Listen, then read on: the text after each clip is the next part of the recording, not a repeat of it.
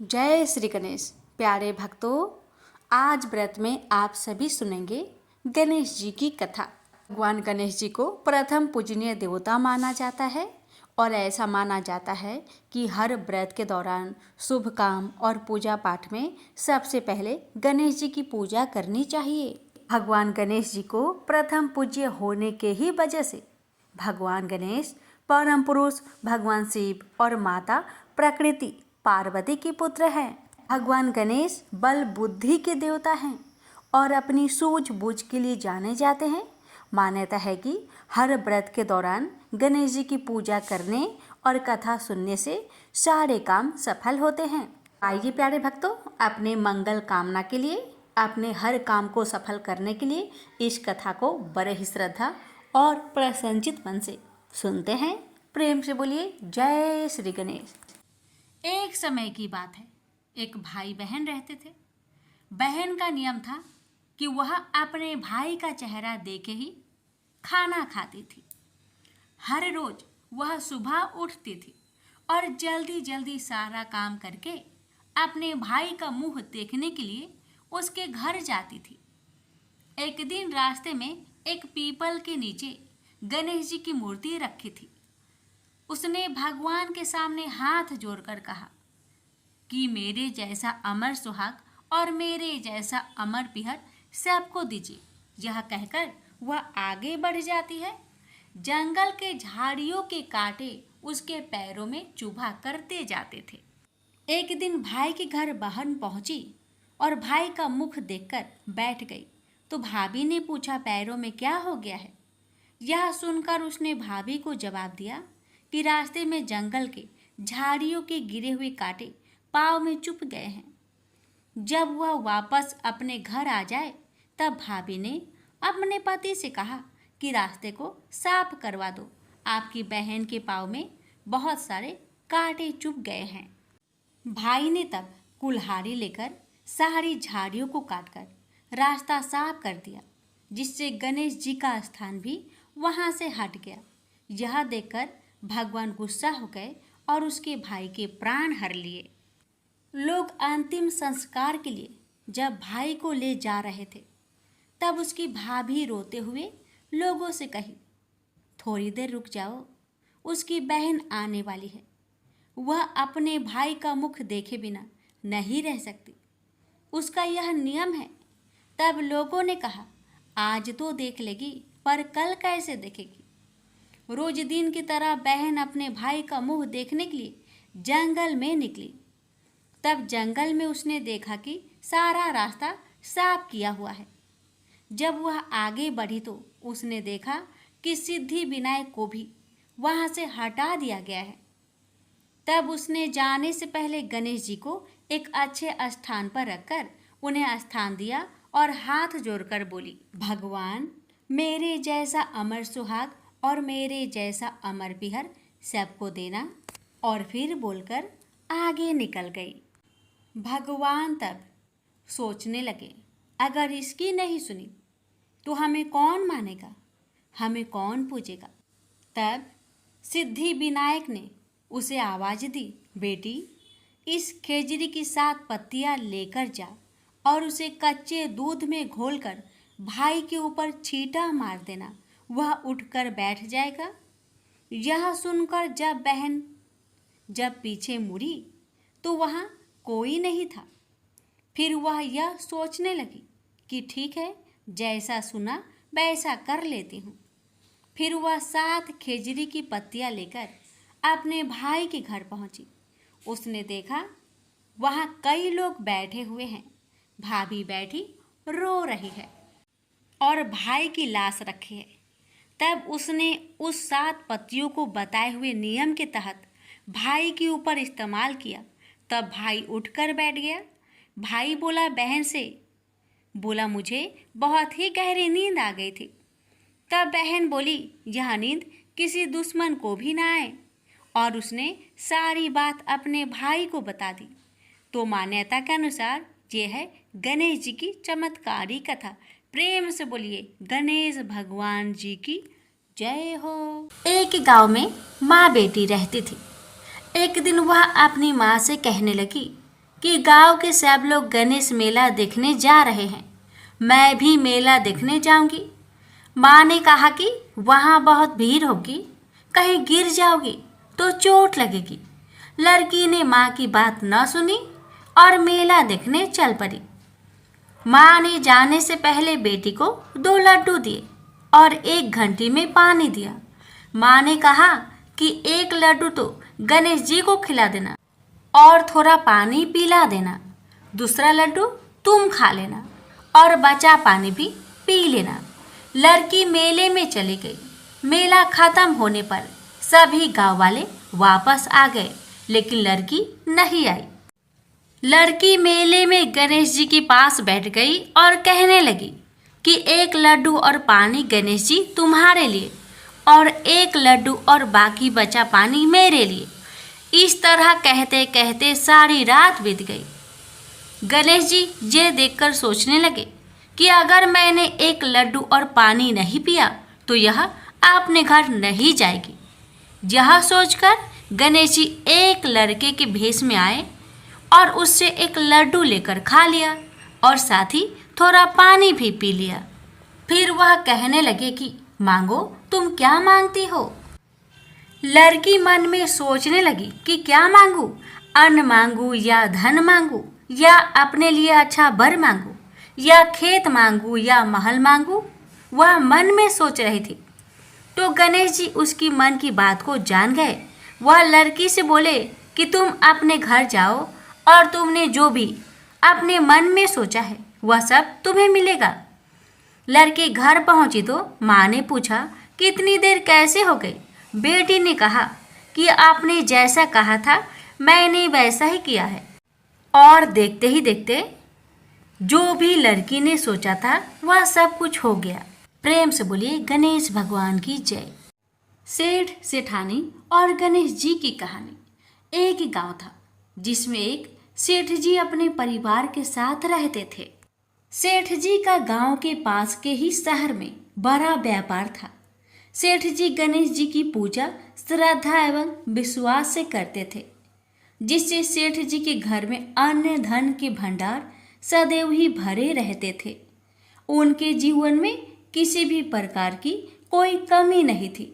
नित्य प्रतिदिन नियम अनुसार रोज वो नदी पर नहाने जाते और आकर गणेश जी का पूजन करते, उन्हें भोग लगाते और फिर स्वयं भोजन करते थे। यह बात सेठानी जी को अच्छी नहीं लगती थी। वो धार्मिक नहीं थी और ईश्वर में इतना विश्वास नहीं रखती थी। एक बार सेठानी जी ने सोचा कि यह इतना गणेश जी को मानते हैं, गणेश जी की पूजा करते हैं, इससे होता क्या है। आज तो देखती हूँ वो कैसे गणेश जी की पूजा करते हैं। अगले दिन जब सेठ जी नदी पर नहाने जाते हैं तो सेठानी जी गणेश जी की मूर्ति को उठाकर मूर्ति को कपड़े से ढककर बगीचे में जमीन में दबा देती है। जब सेठ जी नदी पर से नहाकर घर आते हैं और देखते हैं कि गणेश जी की मूर्ति तो मंदिर में नहीं है, तो वो सेठानी से पूछते हैं गणेश जी की मूर्ति मंदिर में नहीं है, कहाँ गई। तो सेठानी जी बोलती है मुझे नहीं मालूम, मूर्ति को घर में बहुत ढूंढाते हैं। उस दिन क्योंकि वो गणेश जी को भोग नहीं लगा पाए, इसके लिए सेठ जी ने अन्न जल का भी त्याग कर दिया और गणेश जी से प्रार्थना करने लगे, हे प्रभु, लगता है आप मुझसे रुष्ट हो गए हो और कहीं चले गए हो। आप अपनी कृपा दृष्टि मुझ पर बरसाइए। ये प्रभु मुझे दर्शन दीजिए। सेठ जी ने मन ही मन सोचा कि आपसे जब तक आप मुझे मिल नहीं जाते, मुझे दर्शन नहीं दे देते, तब तक मैं अन्न जल का त्याग करता हूँ। उस दिन पूरा निकल गया।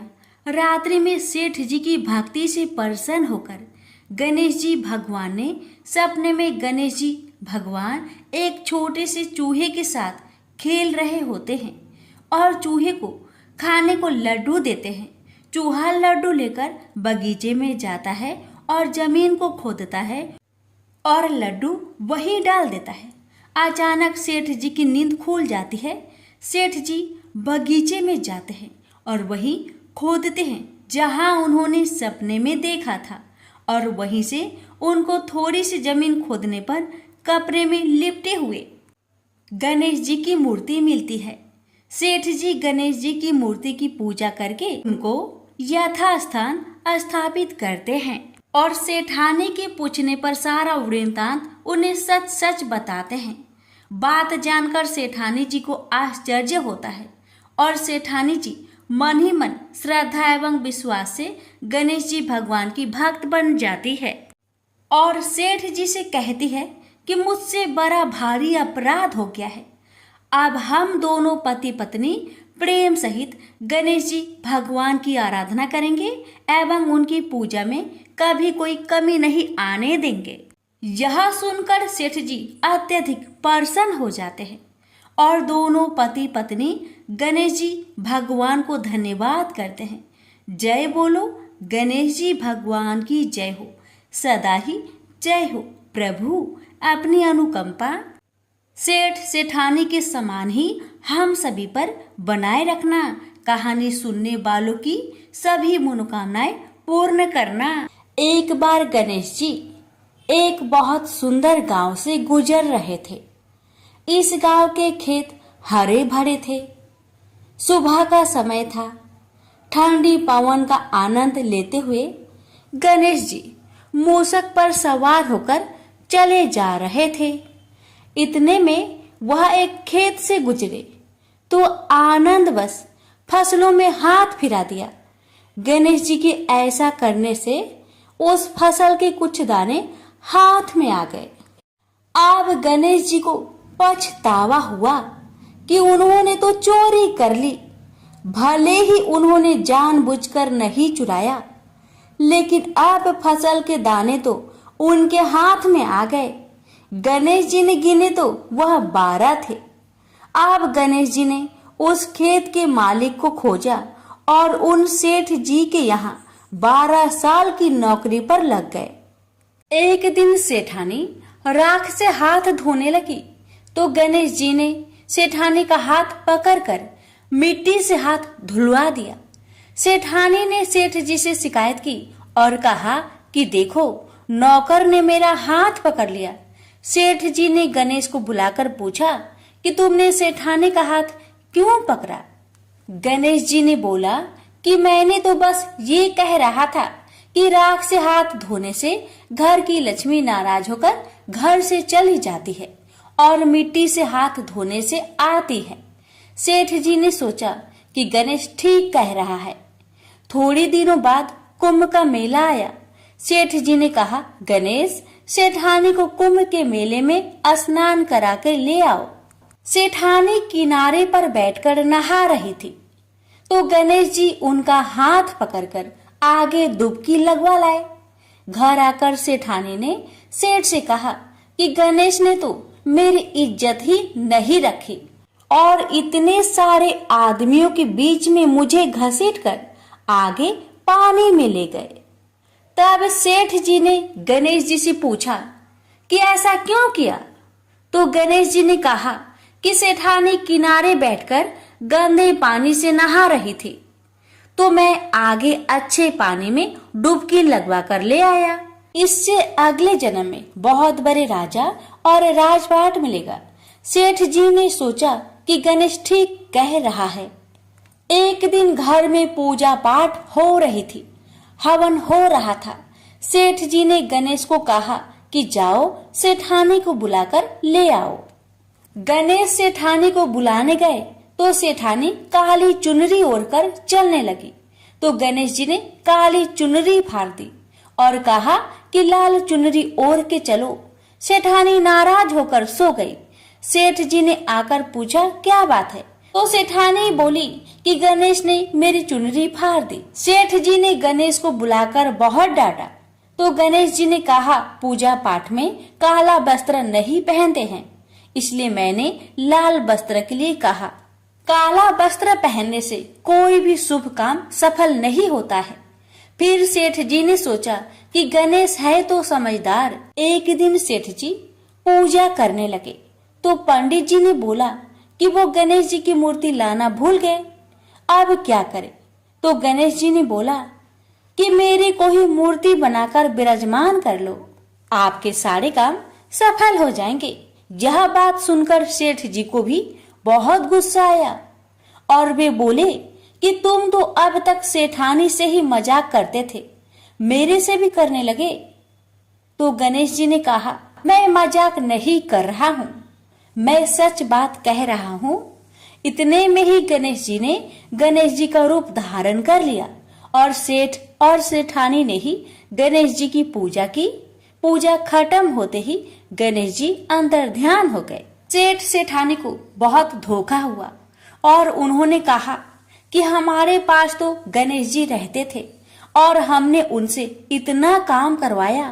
तो गणेश जी ने सपने में आकर सेठ जी को कहा कि आपके खेत में से मैंने 12 अनाज के दाने तोड़ लिए थे, उसी का दोष उतारने के लिए मैंने आपके यहाँ काम किया था।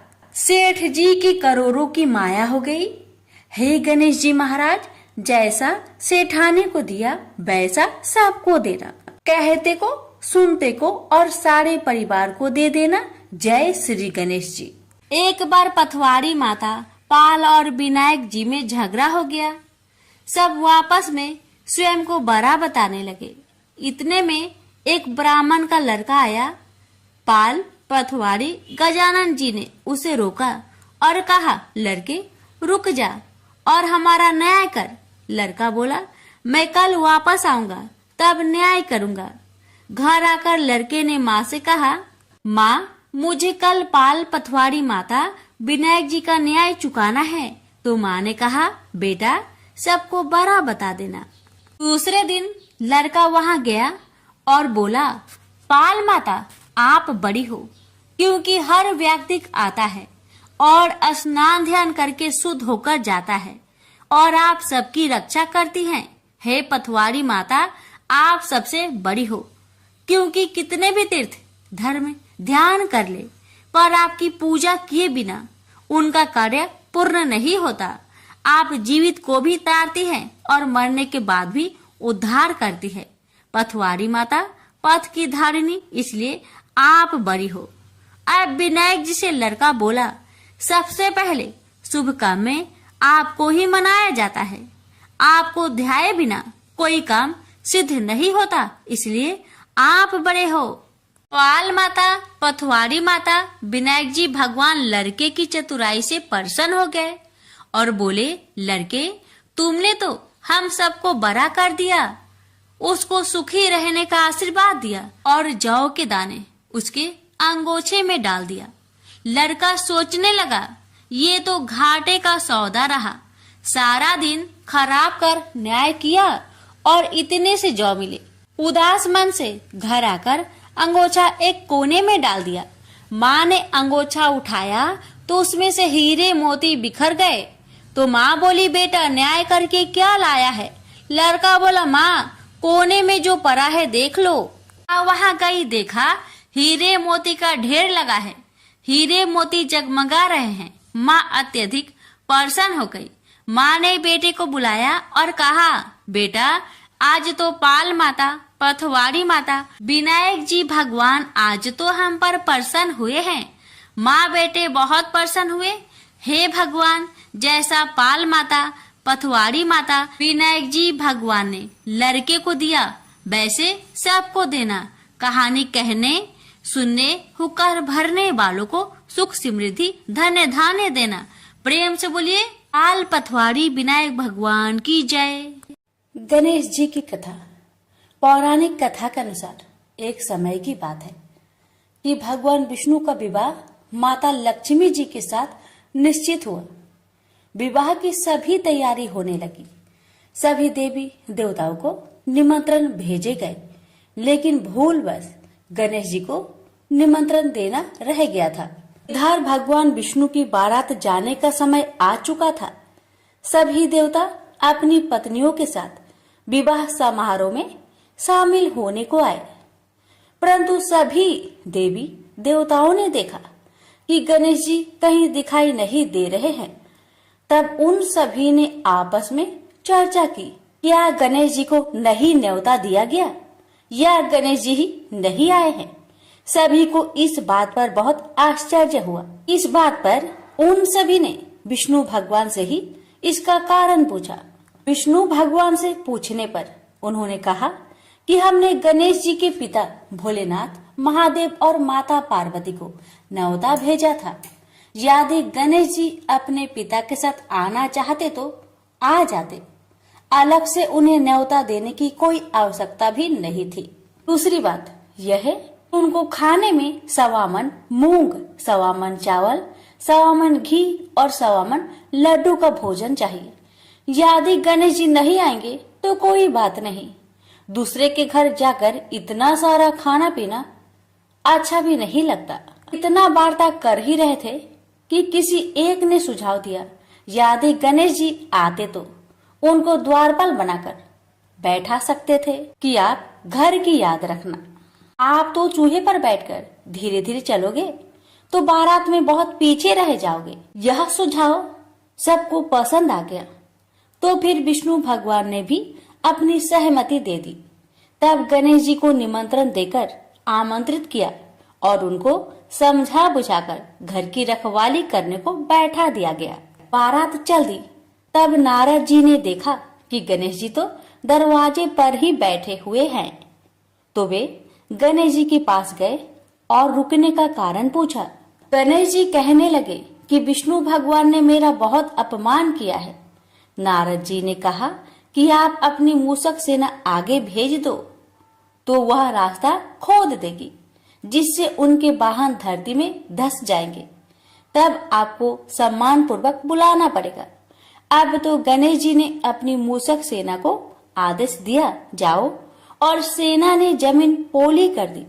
जब बारात वहां से निकली तो रथों के पहिए धरती में धंसने लगी। लाख कोशिश की परंतु पहिए नहीं निकले।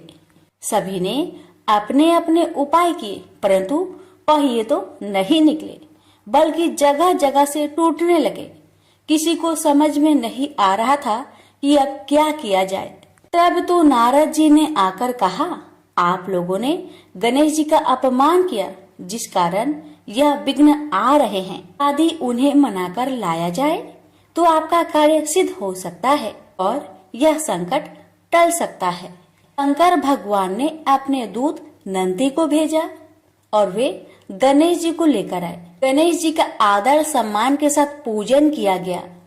फिर रथ के पहिए निकलने लगे और यह संकट टल गया। अब रथ के पहिए निकल तो गए परंतु वे टूट फूट गए थे, तो उन्हें सुधारे कौन? पास के खेत में एक खाती काम कर रहा था। उसे बुलाया गया। खाती अपना कार्य करने से पहले श्री गणेशाय नमः कहकर गणेश जी की वंदना मन ही मन करने लगा। देखते ही देखते खाती ने सभी पहियों को ठीक कर दिया। तब खाती कहने लगा कि हे देवताओं, आपने सर्वप्रथम गणेश जी को नहीं मनाया होगा और न ही उनकी पूजन की होगी, इसलिए तो आपके साथ यह संकट आया है। मैं तो मूर्ख अज्ञानी हूँ, फिर भी पहले गणेश जी को पूजते हैं, उनका ध्यान करते हैं। आप लोग तो देवगण हैं, फिर भी आप गणेश जी को कैसे भूल गए? अब आप लोग भगवान श्री गणेश जी की जय बोलकर जाए तो आपके सब काम बन जाएंगे और कोई संकट भी नहीं आएगा। ऐसा कहते हुए बारात वहां से चल दी और विष्णु भगवान का लक्ष्मी जी के साथ विवाह संपन्न करा के सभी सकुशल घर लौट आए। हे गणेश जी महाराज, आपने विष्णु को जैसा कारज सरियो ऐसा कारज सबको सिद्ध करिजो। बोलिए गजानन भगवान की जय।